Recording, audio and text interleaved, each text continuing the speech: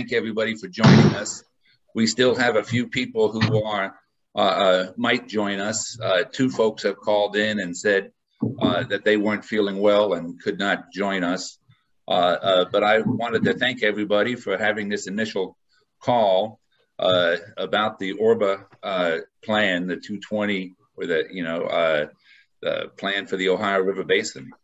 And one of the recreation working group committees is looking at vacant and federal and state lock houses and grounds, and what can be done in the long-term future. The committee is not really about thinking about what to do today, even though that would be great to have a successor to, but it's really thinking about, is there a long-term future that we could take advantage of these vacant lock houses? And so, what I'd like to do is to sort of start off, and we do have one guest, Joni from Vanceburg, who has one of the lock houses there that's vacant, that the Lewis County schools use as a bus parking lot, but it has a lot of potential.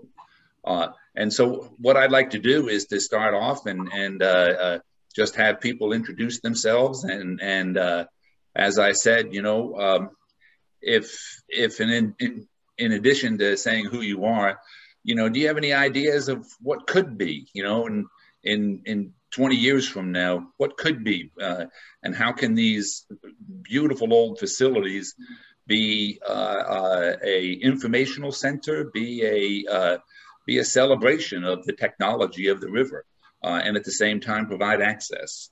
And so I'd love to hear people's visions and ideas, and then we'll have a few discussions and see what we want to do with it.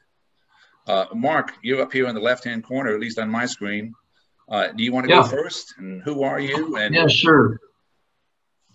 Sure, happy to. Mark Klemaszewski. I'm with the Corps of Engineers here in Louisville. So I'm the operations section chief here in the district office. So I've got purview over our natural resources management programs across the district, as well as flood risk management, business line manager, and some other roles here as well. So I'm fairly new to the Louisville district. So I've only been up here a couple of years, 23 years in total with the Corps of Engineers.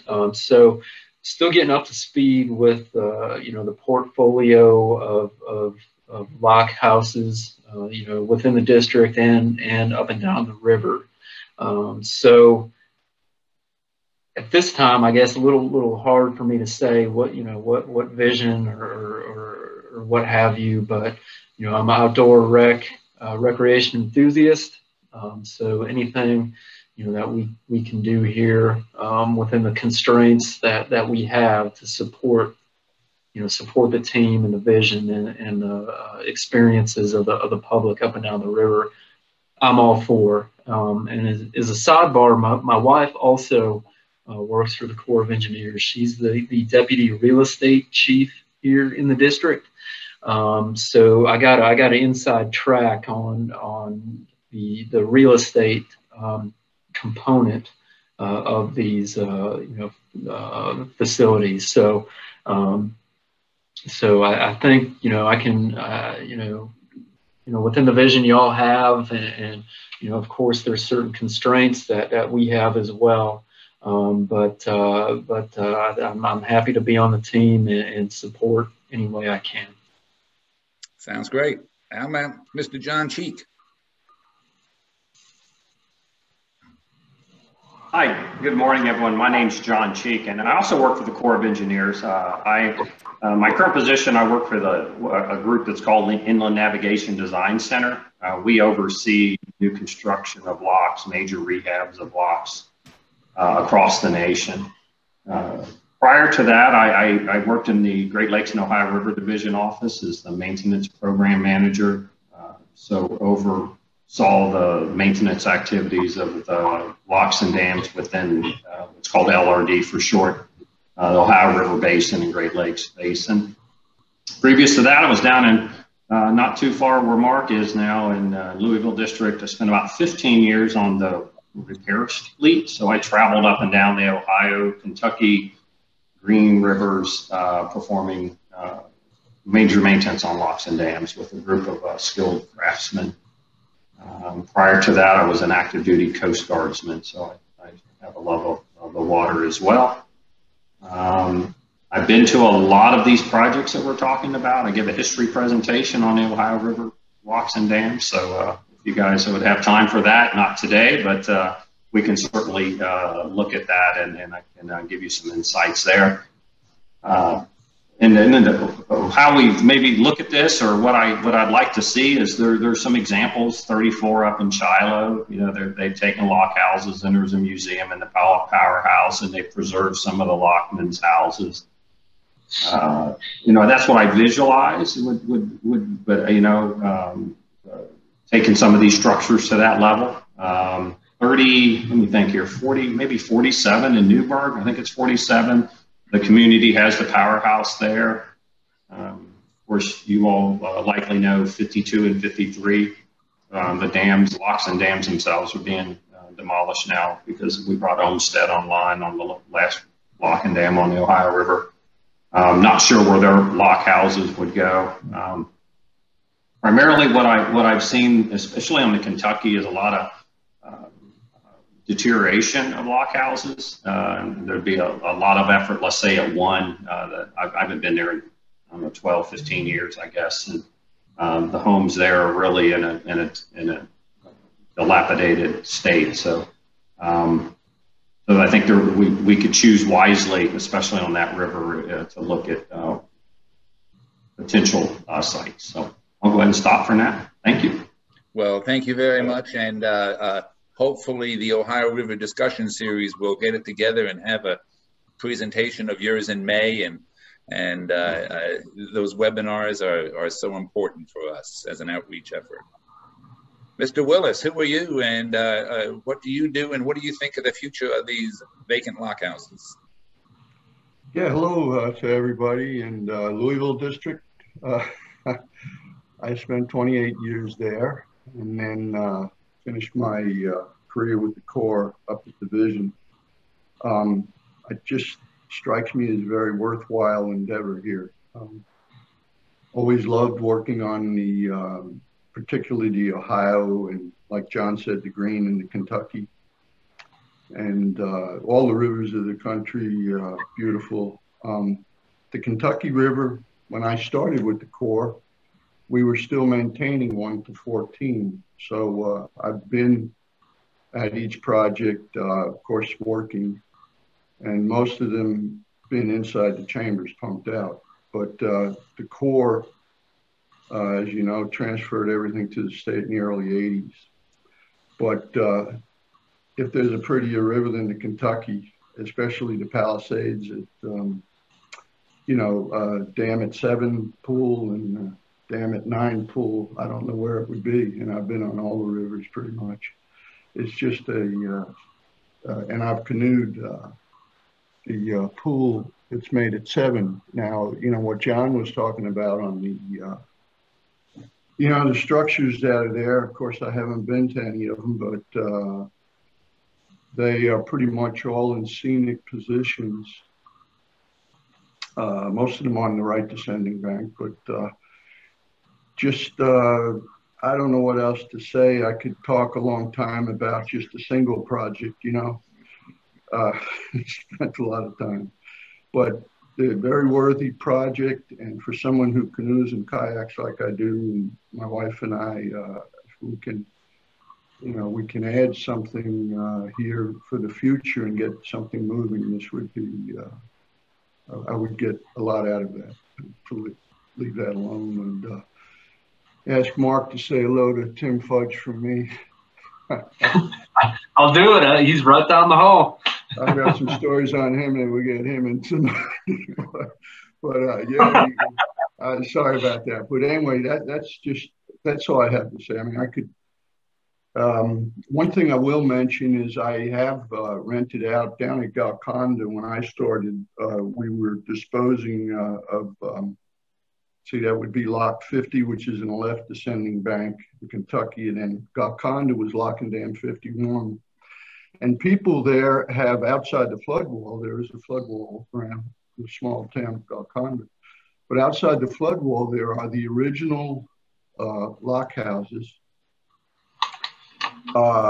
in beautiful condition. They were put back together by, and I'm not sure about the ownership. I think it was a private endeavor.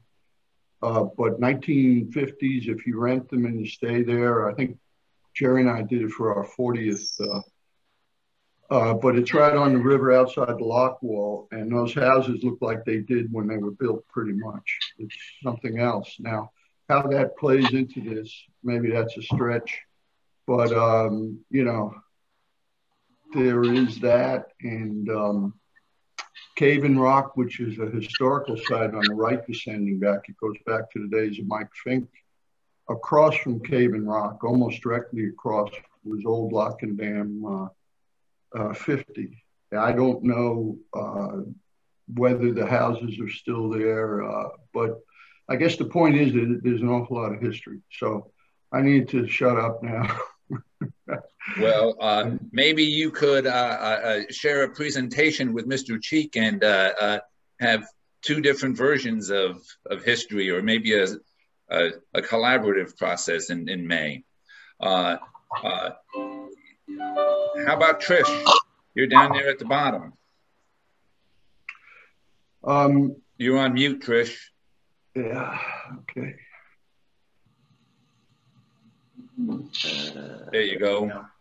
Hi, Trish Allison up in Pittsburgh, Pennsylvania. Outdoor enthusiast. I've been kayaking for a little over a decade up around here. And I grew up on the Wisconsin River in central Wisconsin. So been around water and just love water. But I like the idea of using these old lock houses and the properties for public recreation and increasing access to the river where possible. I actually kayaked from Pittsburgh down to Louisville last summer and camped at 3 of the old lock houses. One of them, I can't remember the name of the city. I think it's Old 24. It's a private campground now. They were nice enough to let me stay there. That was a really nice place. And then I can't remember the other one was in Ravenswood, I believe it is. It's a public park there. The building is still there. It was closed when I was there. It looks like it had been a museum at one point. It looked like it had been administrative offices, but that's a really nice park. And then the other one, the building, it was in the 50s, I think. I can't remember the number, but it was just south of Gallipolis. And the building was no longer there, but it was a nice park. There was a public ramp there, got a lot of use, but you know, allowing maybe primitive camping by permit, something like that for through paddlers, certainly would benefit the river, I think, and access to it. All right. And Trish runs a educational program up there in Pittsburgh, and is a retired teacher who is just likes young people. How about Chris Lawrence? Can you hear me okay? We can. Yeah, David, I am proctoring an exam. I just stepped out of the classroom to do the introductions. Otherwise, I'll listen in. But I'm a professor at Thomas More University, and we own and operate an old lock and dam facility that serves as our research station, our biology field station. And so we're located at River Mile 451, just upstream of Cincinnati, about 17 river miles across from New Richmond. We acquired the facility in 1967 through a quick claim lease with the federal government. So the agreement was if we could use it for research and education for 30 years, we would receive it outright. And in 1997, a representative from the federal government came out and turned the deed over to us. Before that, we sort of co-owned it with the government. In 1997, we invested about $1 million to renovate the old lock house into our lab facility. And then have probably made $5 million in investments over the last 20 years in upgrading the houses to serve as our intern housing.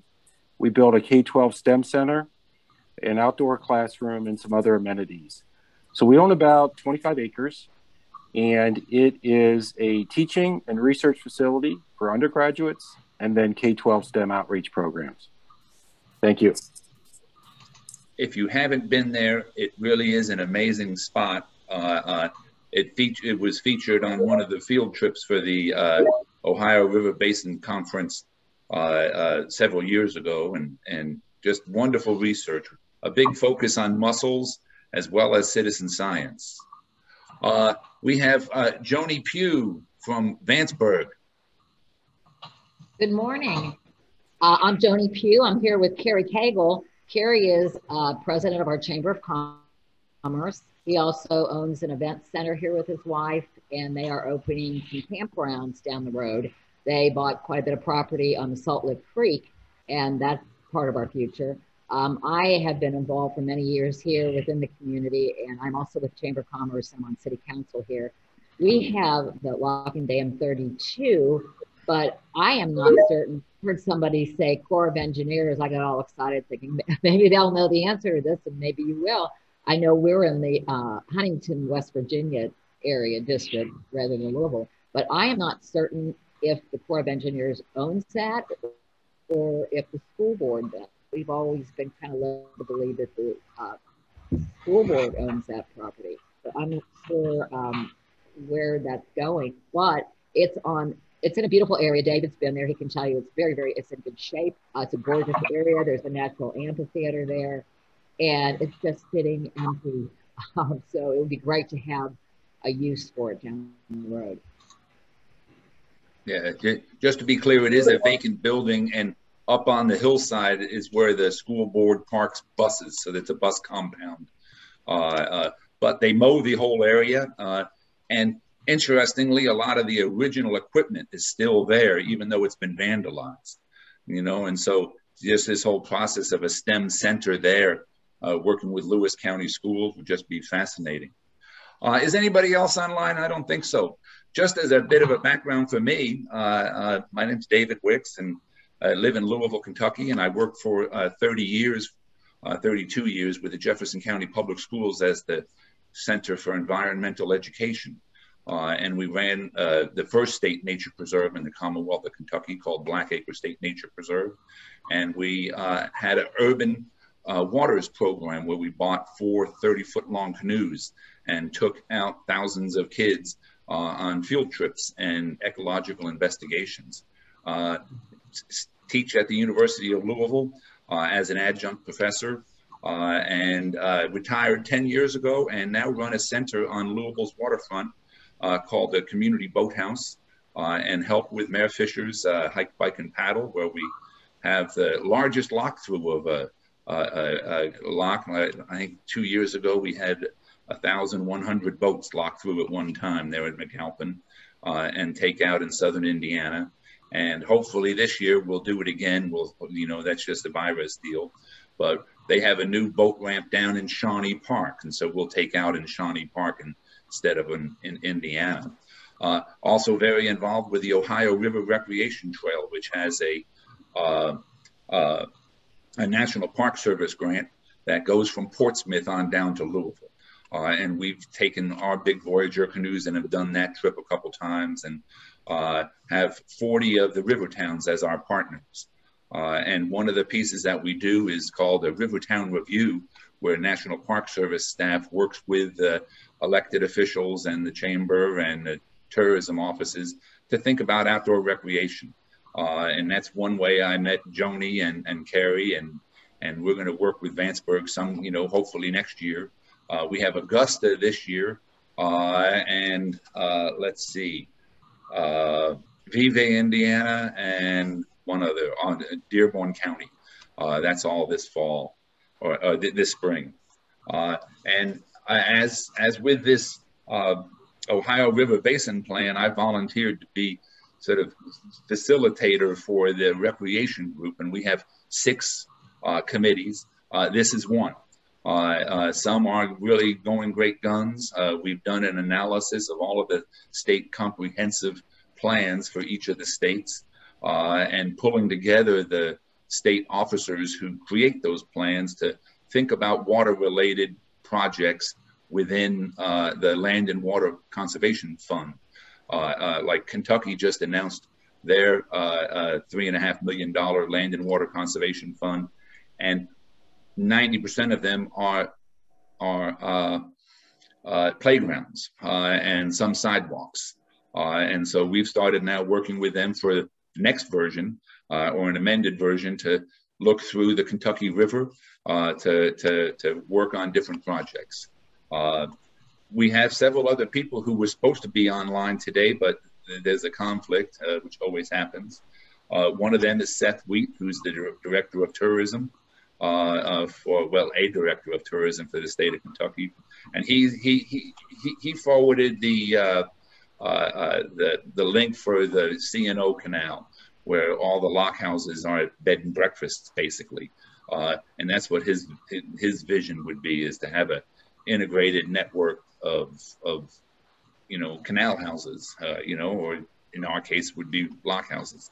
I think that's an admirable goal. We have 2 professors who are very interested.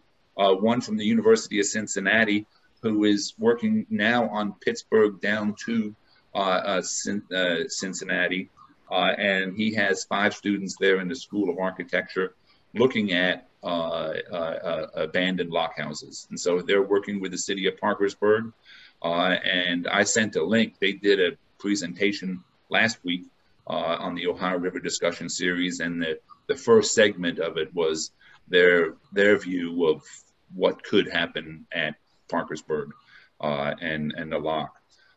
The other guy is from EKU and is he's on the board of the River Keepers for Kentucky River, and they're very interested in figuring out how to work with all the lock houses up and down the Kentucky River. One final thing, the University of Louisville, where I teach, used to have one of the locks there. I think it's lock 44, and the university sort of did a similar project like what Thomas More did, but unfortunately they backed out maybe in the early 80s, and it's turned into a public park. So that's who we are. Our goal, as I said earlier, is not necessarily to help with a specific project. Now, if we can, like one of the things I encouraged Joni to do was to talk to her congressman, because between now and April 14th, Congress has a new earmark system where one can request the Congress to provide community funding for projects. And so is there a way of getting a plan for Vanceburg to look at the future of it? Because that's part of it is, some of these facilities have been vacant for so long, and there's safety issues. And so, one has to be careful with what one does down the road. And so, what our charge really is to think about policies that could help move this goal forward. There is a overall group called the Congressional Caucus on the Ohio River, and my representative, Congressman Yarmouth, is co-chair of it. And then there's a Republican in Southern Ohio who is the other co-chair, and that in part is our audience. And so it's, as Dr. Harry Stone says, the objective is to figure out a way to have one voice, and their ultimate dream is to have a designated funding stream for the Ohio River Basin that would involve all the 6 committees of recreation and transportation and natural area preservation and drinking water, similar to the Great Lakes Initiative. And so Will that be, tomorrow? No. But that's sort of the long-term goal. And so what we've been asked to do is to sort of think about the next 4 or 5 months, and what basic research and background data and other initiatives can we do to start to collect what we can do. That's who I am. Is there any questions or thoughts about, or are there other people who we should think about inviting to this, or I'll throw it open? I have a question. The people here from the Corps of Engineers, could you recommend who we would speak with in the Huntington District about ownership of that property? Yeah, I can get you contact for their chief of real estate there. So I'm trying to remember. Yeah, I can get you that. I can get you that contact information. That's great. Thank you very much. Wait, who was that? That's Joni Pugh, and I can send you her information, Mark. Okay. One of the pieces that we sort of have done over the past couple months is just this, list that I've created of, and it's taken from a variety of sources, and it's divided into 2 parts. These are the public sites that I know of that has public access. And so there's quite a number of them as we go on down. Now, they're not all public. Like Thomas More is a university-based system that you have to be invited to go to. This is the piece down here in the 960, which is the bed and breakfast or a basic hotel. But then we go on down to here, and there's lots of them that might be there, might not be there, that I don't know anything about. And so how one updates that list and makes it accurate, and if there's a way of determining who owns it, just as Joni said, it's sort of amazing that, the school board has had it for, I don't know how long, but so getting together a basic list of what we have. And this is only on the Ohio River Basin, not on the Kentucky, but the Kentucky Development Authority, the River Authority has that down pretty well. Any thoughts on how to update this list and sort of see if there is a strategy for it, or which ones are there? And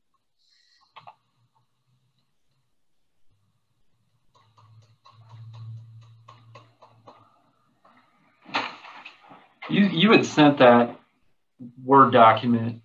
I can send it again.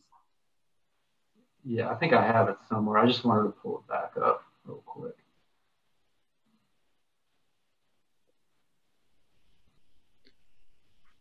One of the pieces that fascinates me is really looking at the immediate future. Like, for an example, there's a lock house for sale right now, right upstream of Cincinnati. And, the Northern Kentucky people are interested. It's right on their greenway. There's 17 acres adjacent to it, so it's about a 25-acre plot. The lock house has been restored. The buildings are in good shape. And, Northern Kentucky, those 4 towns or 5 towns up there would love to see it as a public facility. So figuring out which ones of these are possible to do and which ones are not there.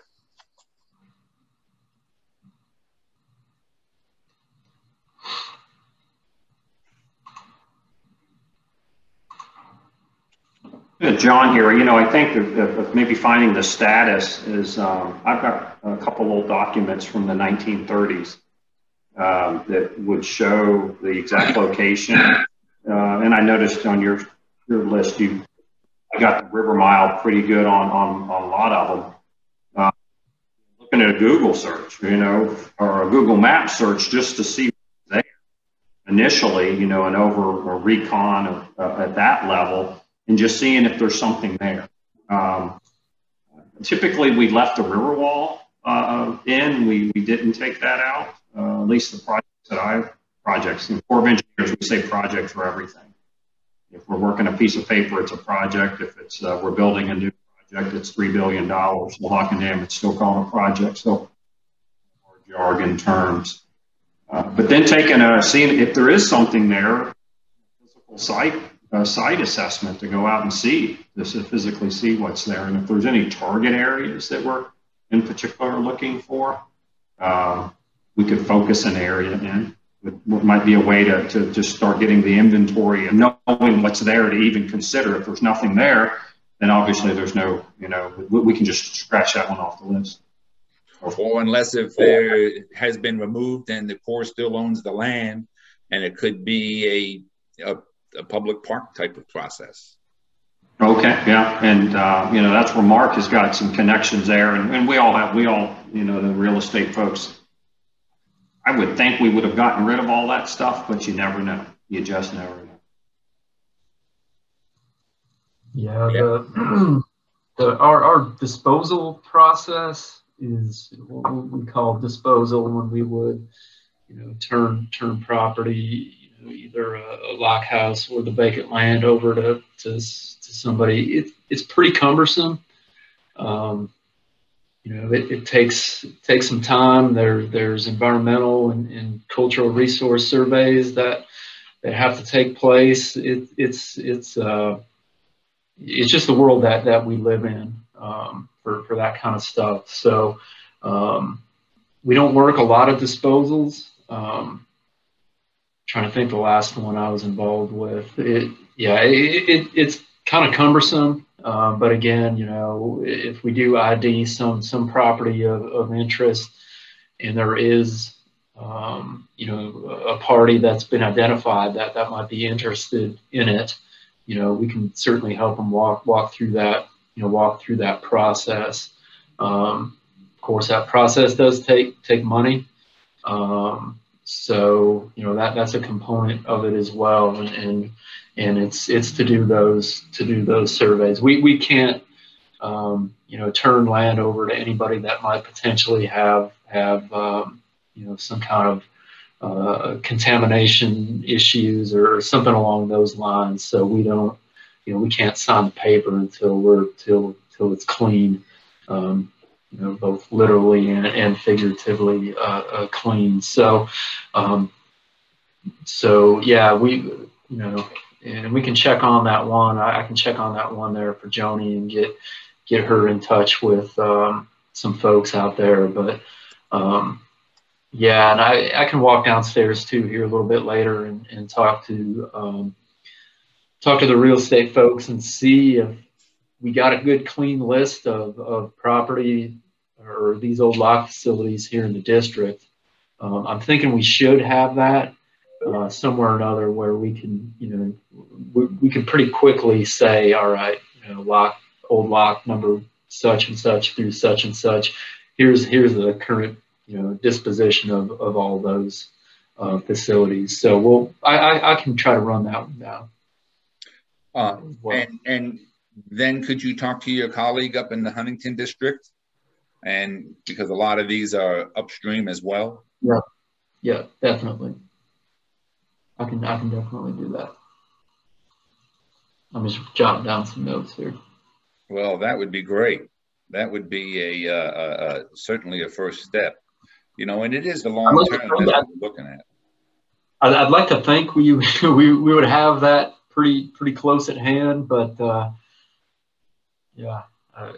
Again, I've been doing this long enough now where things that seem like they would be easy oftentimes aren't as easy. But you know, we have records of all these things somewhere or another, and it's just a matter of tracking them down. But I can certainly run the traps, if you will, on that to see what we come up with. Well, I was very good friends with Chuck Parrish, and it's a shame that he passed away.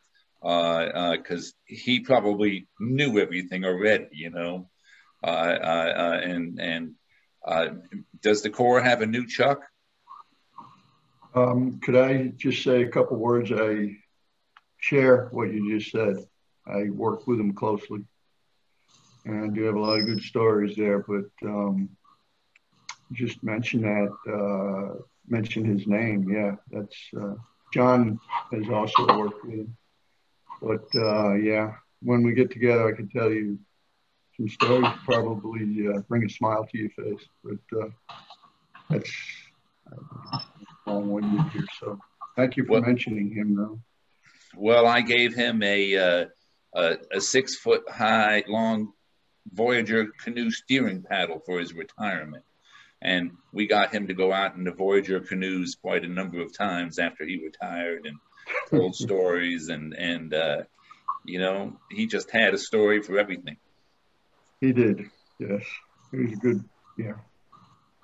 Yeah, but to answer David, to answer your question, there is no replacement. I mean, you can't replace Chuck, but even the position, district historians, Bob, I'm going to say, my goodness, 20 years ago, they just kind of just went away. That function went away. Would that sound about right? Yeah. Right. Yeah. Unfortunate as it is. Yeah.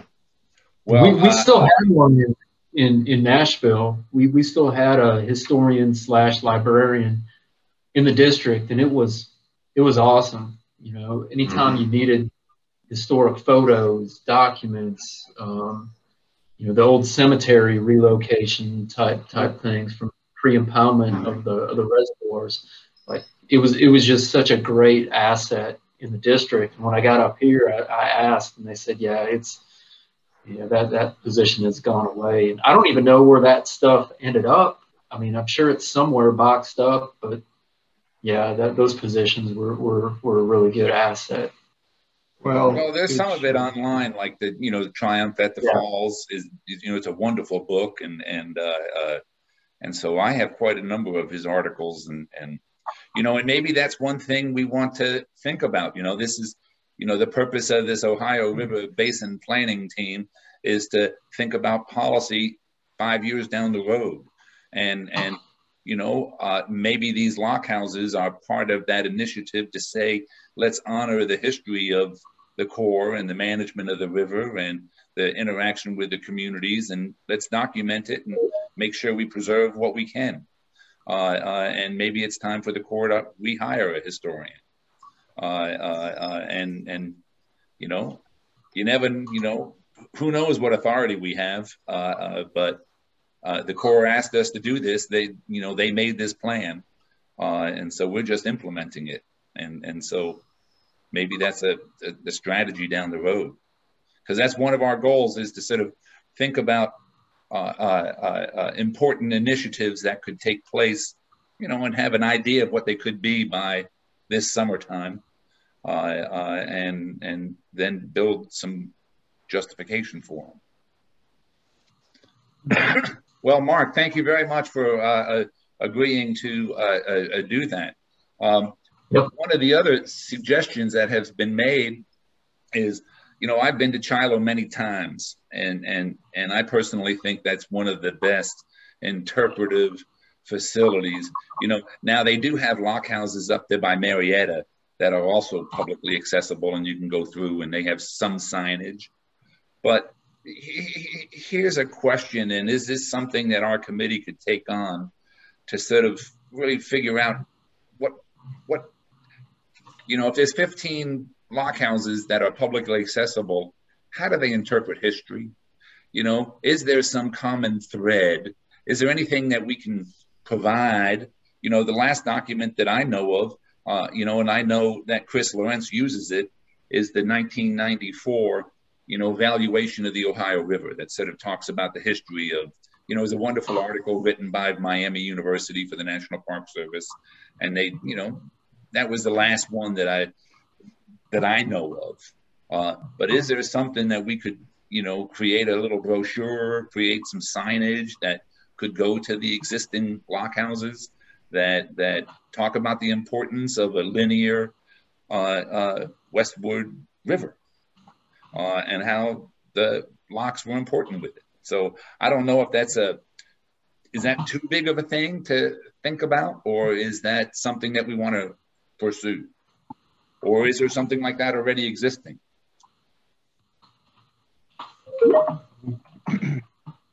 Yeah, David, there's a lot of history which has been lost. And, as an example, the Muskingum and the lower 5 locks on the Kentucky were built before the Civil War. At the same time, the Welland Canal connecting Lake Erie with Lake Ontario was being built. The engineering there is identical if you look at the projects, but we're going way back here. We're going to, early to mid 1800s. But anyway, yes, I agree. If you can get a handle, get it. Of course, I know it's tough. And, Mark is squirming a little bit because he knows all the details involved with actually getting something done. Can appreciate that. But yeah, the history there, when you get into it, is mind-boggling. It really is.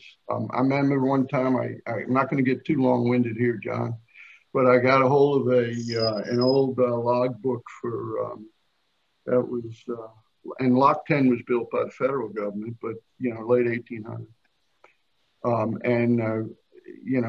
Just the history there, dragging stuff with mule teams and, But anyway, I'll get off of that here. There's a lot of history there, which is pretty much unknown unless you really dig for it. So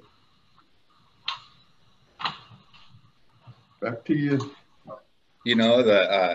So just to pick on Joni, because she's online and has this one in Vanceburg, how does one really go back and find out what happened in Vanceburg, at that lock? And who were the people who ran it, and are they still living in, Lewis County, and just the whole stories. And then, was there a relationship between the locks? Did folks from Thomas More Lock go up to Vanceburg Lock? I don't know the culture of the people who ran the system.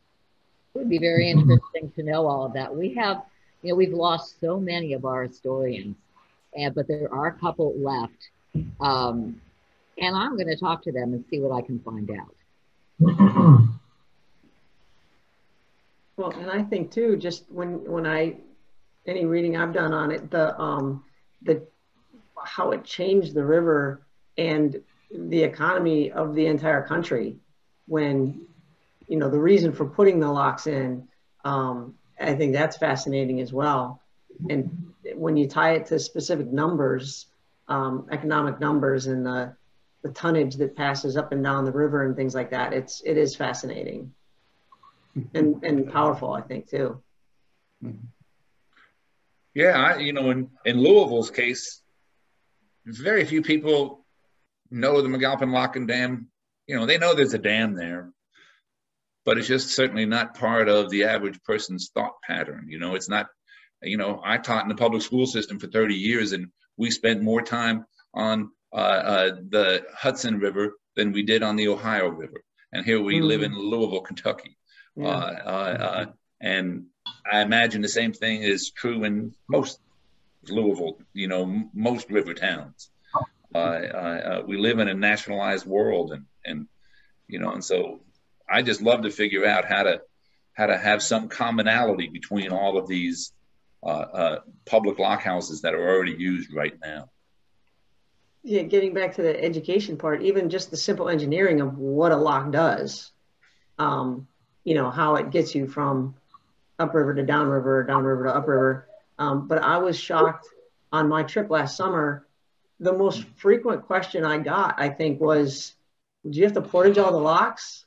No, I go through them just like any other boat. And some of the time, the person asking the question owned a powerboat on the river. So yeah, it's amazing how people can live right there and not understand or know that much about the waterways.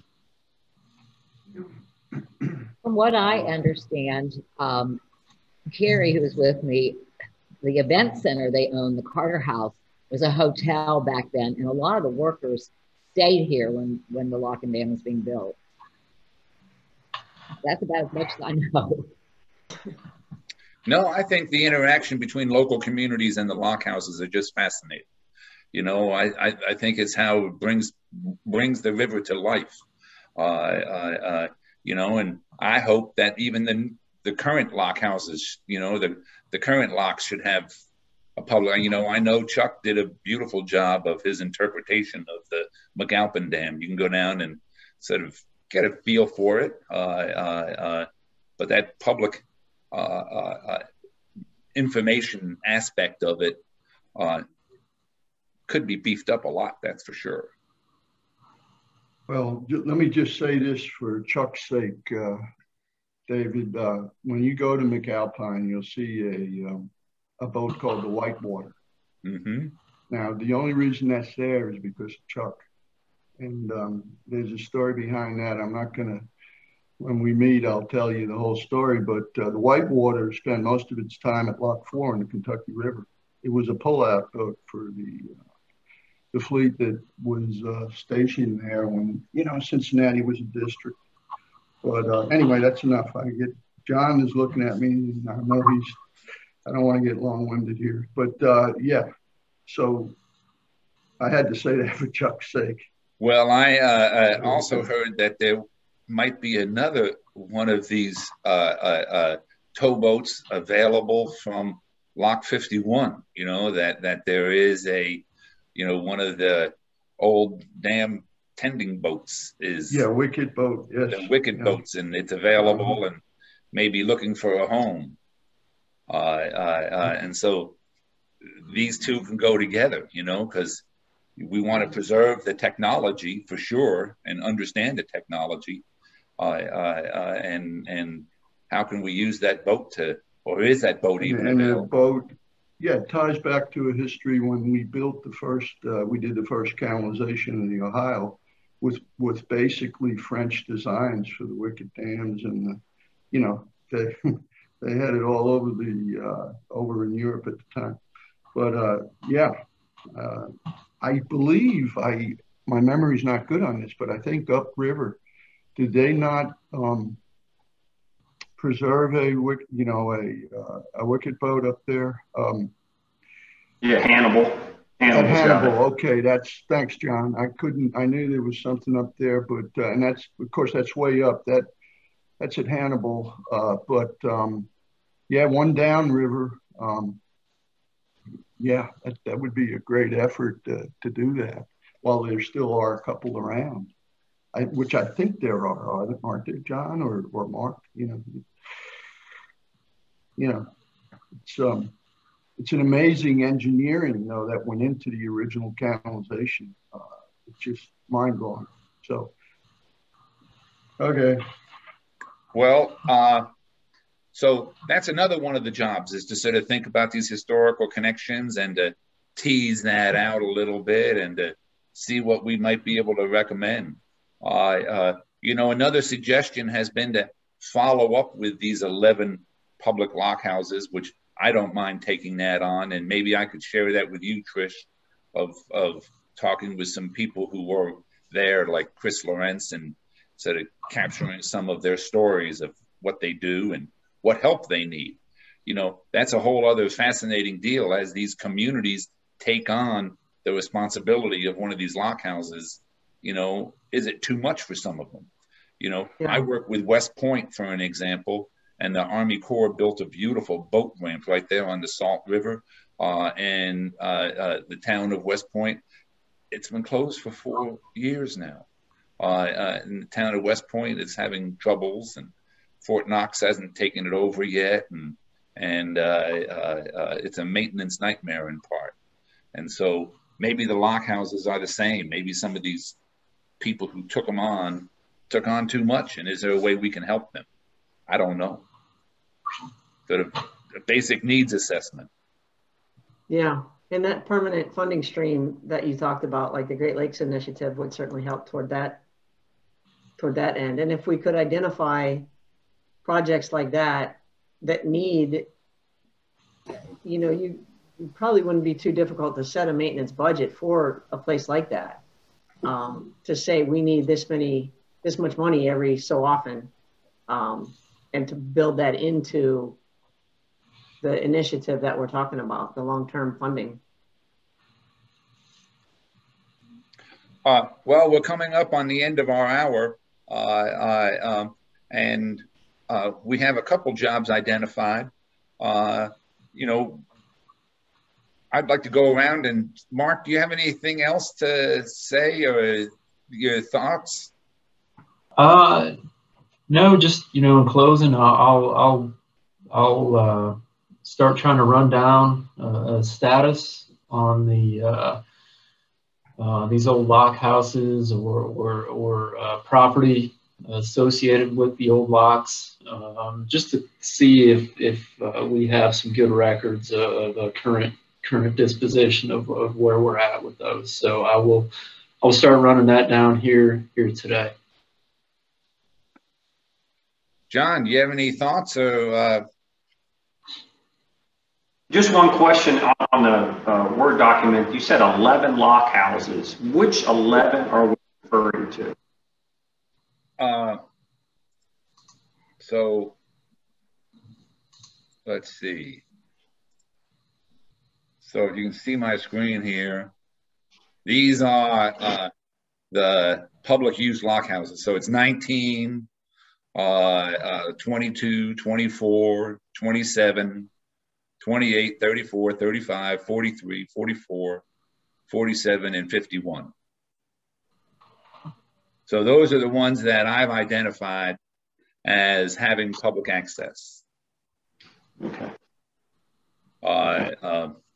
And that's just been a Google search type of deal. And I think the idea of going and using Google Earth and just going down the river and saying, oh, it's, the river mile this, and there should be a lock house here, and see if there is one. That's just sort of, anything else, John? Any other observations? No, that does it. I just have a quick question for you, and it's just something I'm interested in.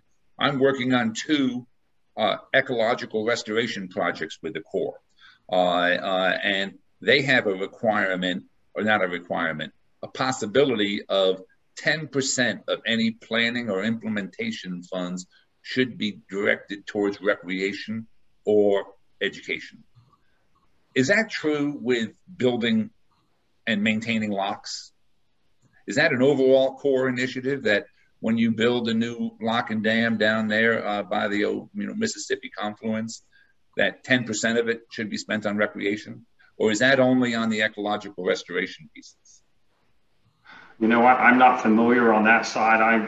My career was on the operations and maintenance, but when we did put in the new McAlpin locks and replace the old, Bob, we did the Marine Hospital there, right? There was just like $1 million towards that. I don't know about the 10%, David, but Yeah. John's right on that. I think Mark can answer this, I'm guessing. There's a percentage, and it does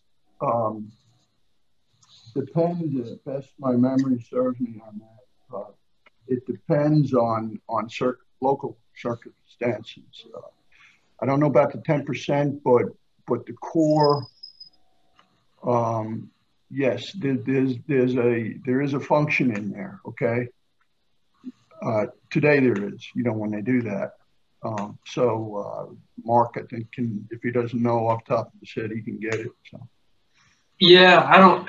Yeah, the percentage I'm not aware of, but Olmsted, there was some allowance in that construction for some interpretive, a small interpretive component to it. So I know we were working with our the project manager to finalize some interpretive displays for down there, and they're still working that. So 10% probably not accurate, because that would have been I don't know how many millions it cost to build Olmsted, what, 200 or 300 million.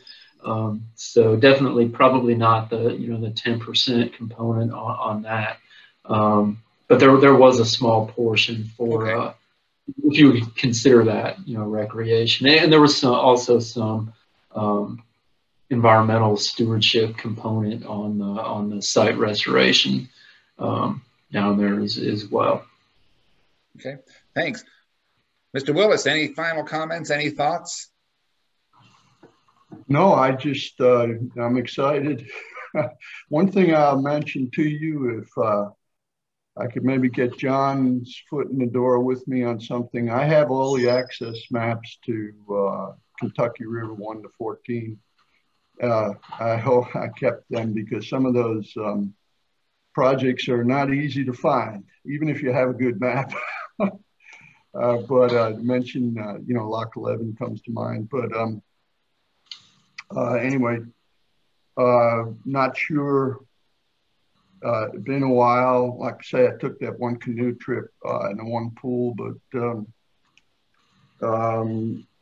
I've done the KR 255 race, where we start up in Beattyville and go all the way to Carrollton and carry around every lock. Let's see, I think I did it in 3 days and 2 days and 20 hours. Boy, that sounded like a good time. Yeah, they do it every year now, the Kentucky River Authority, so they had to cancel this year, but so they plan on doing it again next year. Yeah, that's great. Well, I'll leave you with this thought, though. I don't want to get like John. I can't get long-winded here. I've had too much. But picture Chuck Parrish, me holding his ankles. He was a short man, tough little guy, but a short guy, holding his ankles, and he's going into a huge, basically garbage can on a loading dock to bring out old blueprints from the Kentucky River. And then he gives them to me to store somewhere, unbeknownst to any official. Anyway, don't want to get too deep into that. It might still get in trouble. But if you could probably you get that mental image. It's it's kind of funny in a way, but yeah, we used to do stuff like that just to try to hold on to that when they first decided they didn't want to have a historian. Some of the drawings were works of art, the engineering drawings where they would just unbelievable. Anyway, okay, that's it for me. Trish, any final thoughts? Yeah, I like the idea of the Google Maps search to start with, and I think there were 3 old locks listed still in Pennsylvania, and one I'm aware of. The first one, I think it's in your spreadsheet. It's around mile 4.7, I think you said, and I have kayaked that a bunch and cannot picture it. So I'm gonna do some Google Maps work, but then get in the river and go paddle and see if I can find it and get some information about that and the other 2 that are in Pennsylvania. Certainly, those some of that data came from the 1994 article, and so we're doing. Chris, are you online? Yes. I just finished up, and I'm actually driving out to the old Lock and Dam facility. So, love the conversation, David. Appreciate your leadership on this.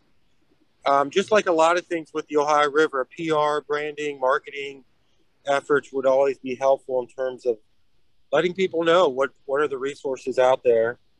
And then secondly, if there's any way that I can expand my public use of the field station, I'm open to that as far as camping and at the very least canoe and kayak launch sites. So I don't know if there's a vehicle or an organization that can help with just certifying it or getting it up to speed for camping facilities and public launch. That's a wonderful thing. You know, here's an out of the box thing for you to think about, Chris, is long-term maintenance needs. It's amazing to me that the Thomas More University has taken on the maintenance of a field station off campus. And I know that, you know, you've invested $20 million, as you said. And I personally think it's the pinnacle of Ohio River research with students. And if there's anything that this committee can do or should do or recommend to help with a steady stream of maintenance or improvements, or getting you as a technical assistant to help other places, you know, what would it take to get, you know, Thomas More to help Vanceburg? And so would love to take advantage of your experience. Yeah, I appreciate that. The investment's more modest than that, about $5 million, but still very significant for a small university. One thing to think about as these sites get developed, to put monitoring stations, whether it's water chemistry data or the harmful algal blooms of 15 and 19, there's a lot of attention to that. So if these places can also be gathering ecological, biological, chemical data, there's some funding opportunities that would increase funds for infrastructure, which would also complement the recreational aspects. One of the things Chris hasn't mentioned is he's president this year of the worldwide field station laboratory programs of the universities, right? Is that the accurate term? It's the Organization of Biological Field Stations. There's about 225 of us across the world. And so maybe there's a whole role for this organization to help other lock houses if they want to establish a, you know, university-based research initiative at one of these lock houses. Moving right along, Joni or Carrie, any final thoughts? Really appreciate being here today, David. Thank you so much for inviting us. It's been very interesting. And Mark, I want to thank you for agreeing to speak with somebody at the Huntington Corps of Engineers about the lock and dam. I know that our city is also speaking with somebody at the Corps because they would like to take ownership of the boat dock park, which is on Salt Lick Creek. They have maintained it, of course, for many, many, many years, but they're looking into taking that over as well. Thank you very much for your help. The last thing on our agenda is another meeting to sort of share what we've accomplished. How about a month out? You know, this is the last day of April. How about, or the last day of March? How about the 28th of April? Does that fit into people's schedules at same time, 9 o'clock? I'm open. I'm a retired guy who just has more than my volunteer world.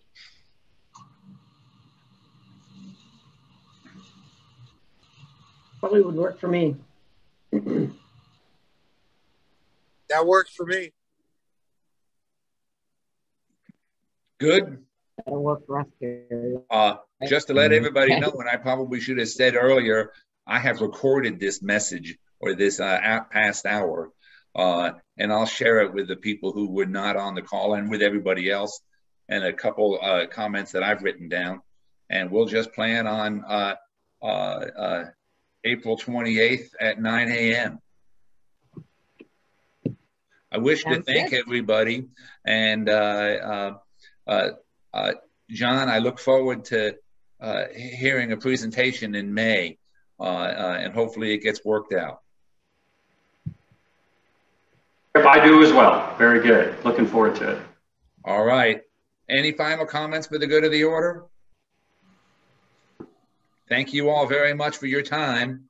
Thanks, Look at David. this, right Thank on time. you. Thanks, David. Thank you. Bye.